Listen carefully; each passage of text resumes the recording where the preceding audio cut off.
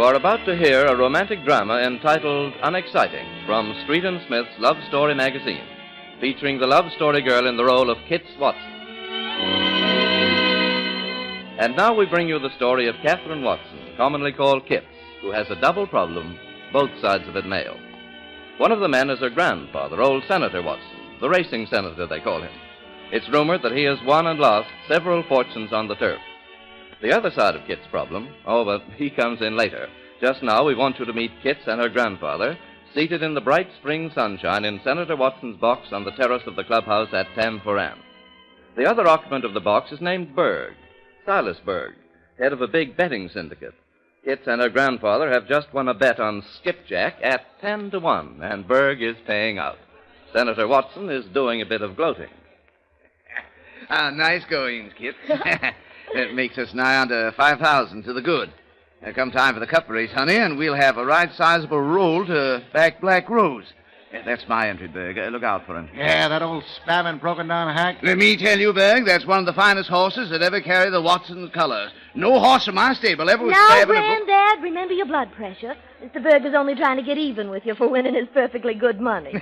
Well, maybe there's something in that. There's 2,500. There you are, Senator. I ought to know better than to bet against you. Oh, sure. Thinking Skipjack won nothing. He was due to lead the field. A little experience is all it takes. Sure, I know. If the horse wins, you picked him. If he loses, Kit's talked you into betting against your better judgment. Oh, now, Mr. Berg. Pay no attention to him, honey. He just saw because I understand horses better than he does. Yeah, that's what you say. Well, I guess I'll be moseying along, Senator. I got to see if they've been taking in enough at the betting windows to make up for what you've been taking away from me here. Look out for the sixth race, Berg.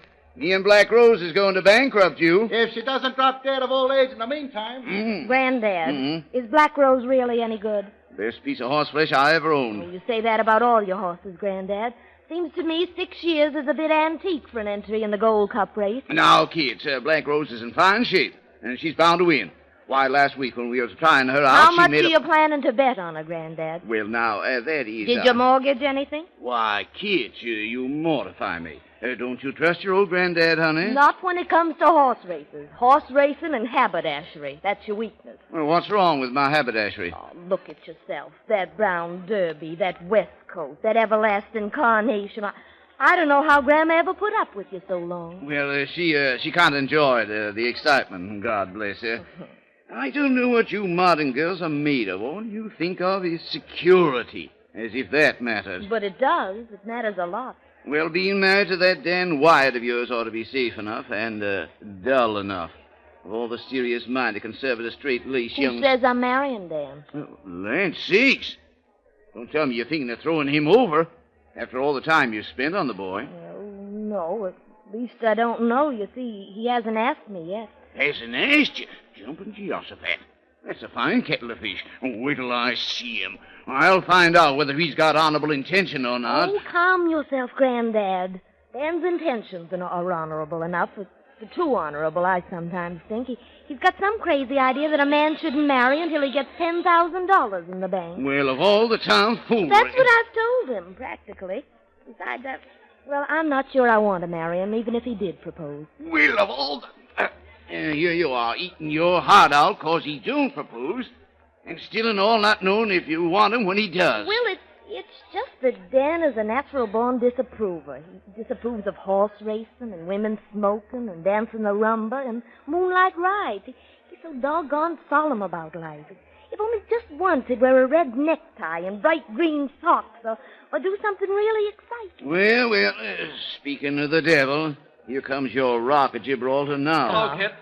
Afternoon, Senator. Well, Dan, I suppose you turned up to watch Black Rose win the cup. Well, no, as a matter of fact, I came because there's something important I want to ask Kits. Me? Uh-huh. You remember that real estate deal I was talking to you about last week, Kits? Why, yes, I guess so. Who wants to hear about a real estate deal at a time like this? Better be thinking of how much you're going to lay on Black Rose. No, thanks, Senator, but I don't bet on racehorses. No pity. Black Rose is a sure thing. About that real estate deal, Kits. I closed it this morning. I got a nice share of the profit. Ah, that's fine. You better put it on Black Rose, Dan. It amounts to $10,000, Oh. and I thought if we, you know how I feel about you, Kit. You can still get good odds on Black Rose if you hurry. Granddad, will you stop interrupting? Now go on, Dan. You were saying you got $10,000? $10,000 exactly. I've got it right with me. Here, look. A certified check for $10,000. My, that's real pretty. I'll tell you what I'll do, Dan. I'll let you and me step inside, have a mint julep to celebrate. But I came to ask Kit. That's all right. Kits will keep, and I've got a proposition, a very important proposition. Now, Granddad. It'll be all right, Kits. We won't be gone long. Leastways, not long enough to miss the 6th race. You just sit right here, Kits. Keep your eye on the board and see what odds we're getting on Black Rose. Oh. Well, what's the matter, Miss Kit? You look kind of worried. Oh, it's Granddad again, Mr. Burke. Huh? He's up to some mischief, I can tell by the glint in his eye. I haven't lived with him all these years without knowing that means trouble for somebody. Will you excuse me? I'd better go inside before he talks Dan out of his gold filling.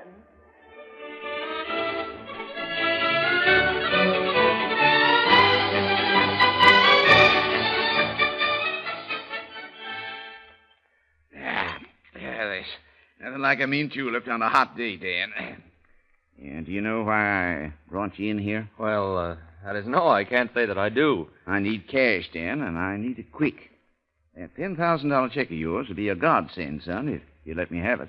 Oh, yes, but I wanted that for Kit's, for our home. Dan, you saw that tall, black-haired fellow that nodded to me as I came in? Yes? Well, that's Creel, the track secretary. He says Black Rose can't run, and she'll be scratched, Dan, unless I can show a clear title to her. Well, I thought you owned her. Oh, I bought the mare all right, but I gave a demand note for her for $8,000. I've been sort of strapped lately, Dan. You see, I figured I'd pay off the $8,000 with the purse and my winnings on the Tanforan Cup race this afternoon. Great Scott, you mean you... Yeah, that part was all right, son. Black Rose is a sure thing, only... Well, some shark has bought the demand note from the owner, and he's demanding... You mean he wants you to pay up at once? Yeah, that's about the size of it. And Creel says the horse can't run if you don't take up the note? That's the situation in a nutshell. If I don't get that $8,000, I lose the race and the horse, too. Oh, she's a mighty pretty little mare, Black Rose. How about it, Dan?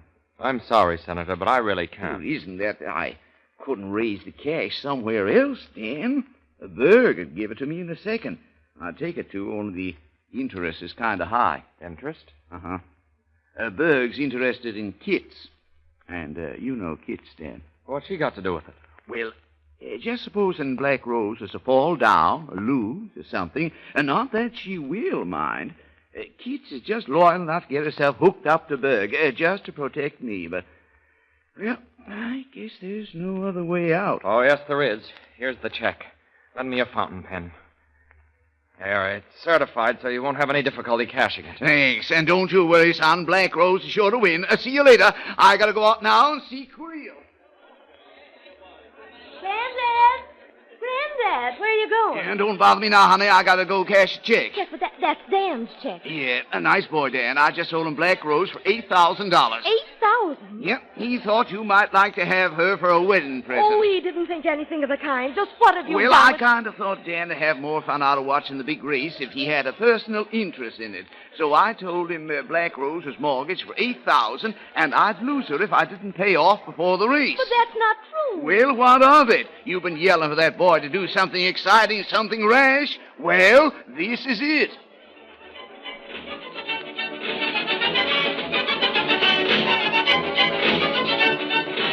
Mr. Bird.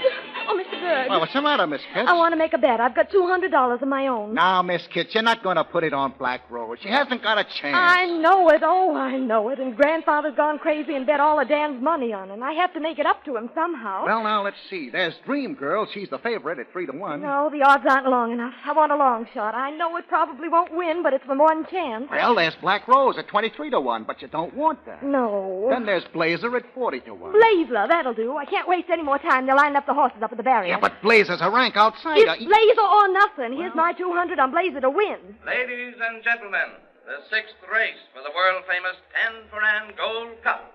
Over a course... Oh, there goes the loudspeaker. The race is about to start. I've got to get back to the box before Granddad misses me. Well, good luck, Miss Kit. Thanks, I need... Dream Girl is out of line, but she's back in position now. Now it's Sticky Bird who's acting up, but he comes back quietly. They're in line. We'll get a start any second now. They're off! Dream Girl, the favorite, gets the early foot. She's running smoothly and easily. Dream Girl leads the pack to the turn. Blazer coming up fast and on the outside. His reddish-brown coat gleaming in the sun. Yep, there goes that chestnut to the front. Dream Girl is trailing. Dickie Bird and Black Rose are bunched with the pack. Now Black Rose is pocketed in against the rail. She's losing ground, losing it fast. Blazer's out ahead, eating up the track in long, swinging strides. Dream Girl moving up. Black Rose flings away from the rail. She wings out into firm footing on the crown. Boy, is she stepping. They go into the backstretch.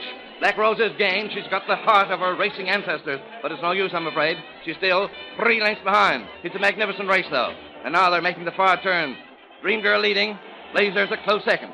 They straighten out into the stretch. Blazer leading at the rail. Dream Girl and Black Rose running abreast.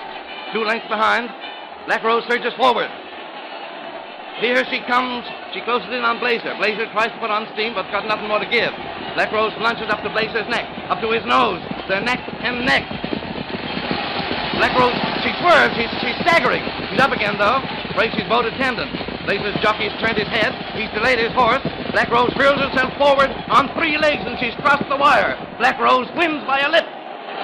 Wait a minute, folks.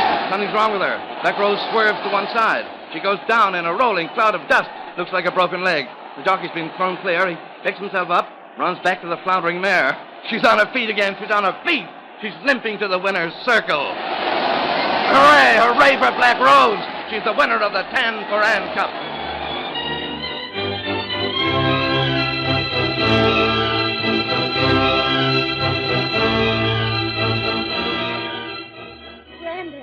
Black Rose, is she going to be all right? What does the vet say? Oh, she'll be all right, kids. No permanent injury.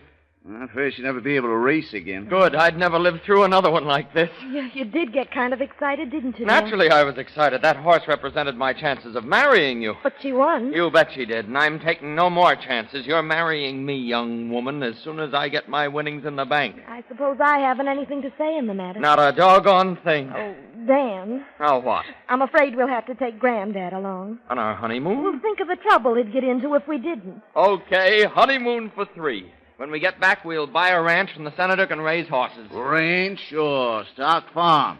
Black Rose is broodmare.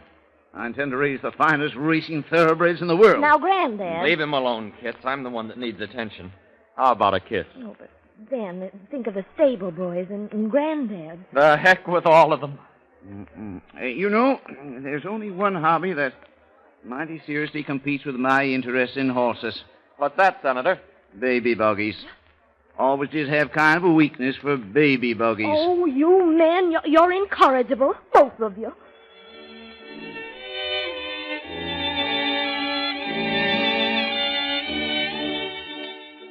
You have been listening to a romance featuring the Love Story Girl and presented with the permission of Street & Smith, publishers of Love Story magazine. Listen for the Love Story Girl in a new romance next week.